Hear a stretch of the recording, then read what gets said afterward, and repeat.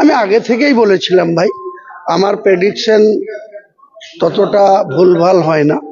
আমি আমার প্রার্থীদের চাঙ্গা রাখার জন্য অনেক কথা বলেছি, এটা রাজনীতিতে বলতে হয়।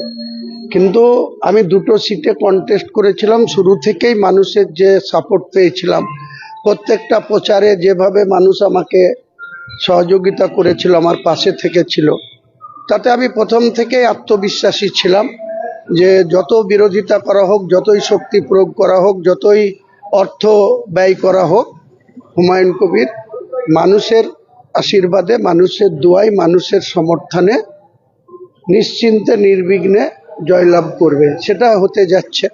এবং রেকর্ড মার্জিনে মুর্শিদাবাদ জেলায় আমি যে ভোটের মার্জিনে দুটো সিটে জিতব, অনেক ক্যান্ডিডেটেরই হার জিত হবে, কারো ক্ষমতা নাই হুমায়ুন কবিরের মতো মার্জিন রেখে জিতে। আপনারা দেখে নেন না, বিকেল পর্যন্ত ওয়েট করুন। এখন পর্যন্ত পঞ্চম রাউন্ড শেষে ৩২,০০০ ভোটে আপনি এগিয়ে রয়েছে 6 রাউন্ডের শেষে 40,000 প্লাস। 15 রাউন্ড প্লাস গুনতি হবে। এখন যদি 40,000 হয়, আমি আপনাকে বলেছি 80,000-এর মার্জিনে রেজিনগরে জিতবো, 50,000 প্লাস মার্জিনে নওদাতে জিতবো। ঠিক মিলিয়ে নেবেন আমার প্রেডিকশন। ঘোষিত রবিনহুড দীর্ঘদিনের রাজনীতিবিদ অধীর রঞ্জন চৌধুরী এত গোয়াত্তমি করলো, আমি যেচে ওকে সাপোর্ট দিতে চেয়েছিলাম।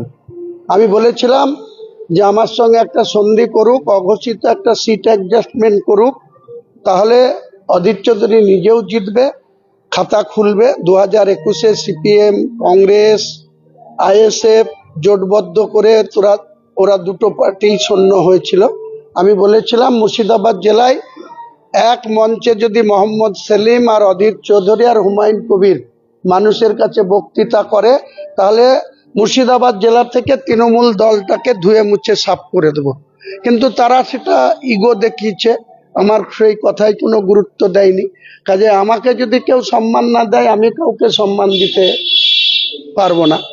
তাই তারা আজকে সেই শাস্তি পাচ্ছে। কারণ অধীর চৌধুরীর কেরিয়ার দীর্ঘদিনের রাজনীতিবিদ, 1999 থেকে 2019 5বারের সাংসদ, লোকসভার নেতা, প্রাক্তন রেলমন্ত্রী, শোচনীয়ভাবে বিজেপির কাছে অধীর রঞ্জন চৌধুরীর কারিশমা বা যে নিজের দমে জিতবো বলছিল, দম কার কত মুর্শিদাবাদে আছে, 3টের পরেই ক্লিয়ার হয়ে যাবে।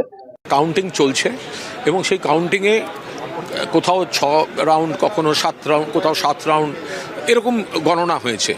অনেকটা জার্নি বাকি, মানে কোথাও 20 রাউন্ড, কোথাও 23 রাউন্ড, আমার নিজেরই তো 23 রাউন্ডের বিষয় রয়েছে। তো সুতরাং এখন এই পর্যায়ে দাঁড়িয়ে প্রবণতার উপর দাঁড়িয়ে কোনো উপসংহারমূলক মন্তব্য করা ঠিক হবে না। প্রবণতা সবাই দেখতে পাচ্ছেন, বা এই মুহূর্তে দাঁড়িয়ে কে এগিয়ে আছে কে পেছিয়ে আছে দেখতে পাচ্ছেন, কিন্তু তার পরের ধাপটা এই নিয়ে কোনো মন্তব্য করব না। শাসক দলের তো হেভিওয়েট ক্যান্ডিডেটরা, মন্ত্রীপুত্র কন্যা, তারা পিছিয়ে রয়েছে। দেখুন, যেটা সবাই দেখতে পাচ্ছেন, আপনারাও যা দেখতে পাচ্ছেন, সবাই যা দেখতে পাচ্ছেন, আমিও তাই দেখতে পাচ্ছি। কিন্তু এই মুহূর্তে তার উপর দাঁড়িয়ে কোনো মন্তব্য করব না। তার কারণ হচ্ছে অনেকটা কাউন্টিং এখনও বাকি রয়েছে। 6 রাউন্ড 7 রাউন্ড হয়েছে, হয়তো 20-23 অবধি চলবে। ফলে এই মুহূর্তে নিশ্চয়ই কেউ এগিয়ে রয়েছেন, কেউ পিছিয়ে রয়েছেন। তার উপর দাঁড়িয়ে এই মুহূর্তে এই এখন 11:15 এখন কোনো মন্তব্য করব না। ভবানীপুরে মাননীয় মুখ্যমন্ত্রী মমতা বন্দ্যোপাধ্যায় 30,000-এর বেশি ভোটে জিততে চলেছেন, এটা নিশ্চিত।